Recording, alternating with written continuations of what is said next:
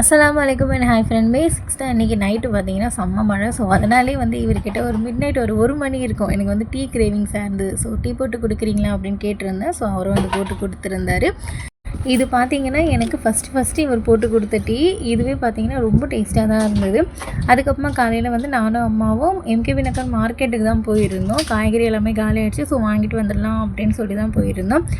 வீட்டுக்கு வந்ததுமே பார்த்தீங்கன்னா எந்தெந்த காய்கறி எங்கெங்கே வைக்கணுமோ ஸோ அதெல்லாமே பார்த்தீங்கன்னா கரெக்டாக அரேஞ்ச் பண்ணி வச்சுட்டேன். கீரையும் பார்த்தீங்கன்னா அம்மா வந்து க்ளீன் பண்ணி கொடுத்துட்டாங்க. இந்த காய்கறியும் பார்த்தீங்கன்னா எனக்கு 2 வாரத்துக்கு வரும். ஈவினிங் பார்த்தீங்கன்னா கொளத்தூர் கங்காவுக்கு தான் போயிருந்தோம். மூவி பார்த்தே வந்து ரொம்ப நாள் ஆகுது. ஸோ வந்து ஒரு மூவிக்கு போகலாம் அப்படின்னு சொல்லி போயிருந்தோம்.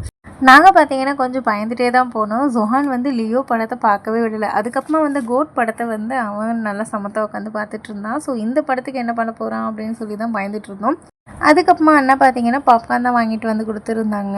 பாப்கார்ன் சாப்பிட்டுக்கிட்டே படத்தை பாருங்கள் அப்படின்ட்டு. கொஞ்ச நேரத்துலேயே பார்த்தீங்கன்னா படமும் வந்து போட ஆரம்பிச்சிட்டாங்க. நாங்கள் பார்த்தீங்கன்னா டூரிஸ்ட் ஃபேமிலி மூவிக்கு தான் போயிருந்தோம்.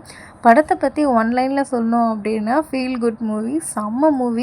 நான் ஜான்வரியிலேருந்து இப்போ வரைக்கும் பார்த்த மூவிங்களே தி பெஸ்ட்டு மூவி பார்த்தீங்கன்னா இதுதான். அவ்வளோ நல்லா இருந்தது. படம் ஃபுல்லாகவே வந்து ஒரே காமெடி சீன்ஸாக வந்து நிறைஞ்சிருந்தது. அங்கங்கே பார்த்தீங்கன்னா சில எமோஷன் சீன்ஸ் எல்லாமே வந்தது. நீங்கள் ஃபேமிலியோட ஒரு மூவி போக பிளான் பண்ணுறீங்க அப்படின்னா கண்டிப்பாக இந்த மூவிக்கு வந்து நான் 100% வந்து ரெக்கமெண்ட் பண்ணுவேன்.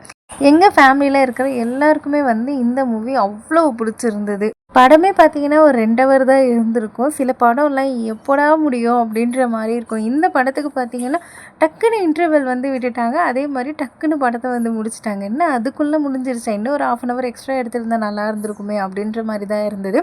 இந்த ஸ்க்ரீன் எதுக்காக நான் கேப்சர் பண்ணேன் அப்படின்னு சொல்லி பார்த்தீங்கன்னா எங்கள் வீட்டுக்கிட்ட ஒரு தேட்டர் இருக்கும். ஸோ அங்கே தான் வந்து நான் சின்ன வயசுல இந்த ஸ்க்ரீன் க்ளோஸ் ஆகிறது பார்த்தேன். அதோடு பார்த்தீங்கன்னா நான் இன்றைக்கி தான் பார்த்தேன். ஸோ அதுக்காக தான்.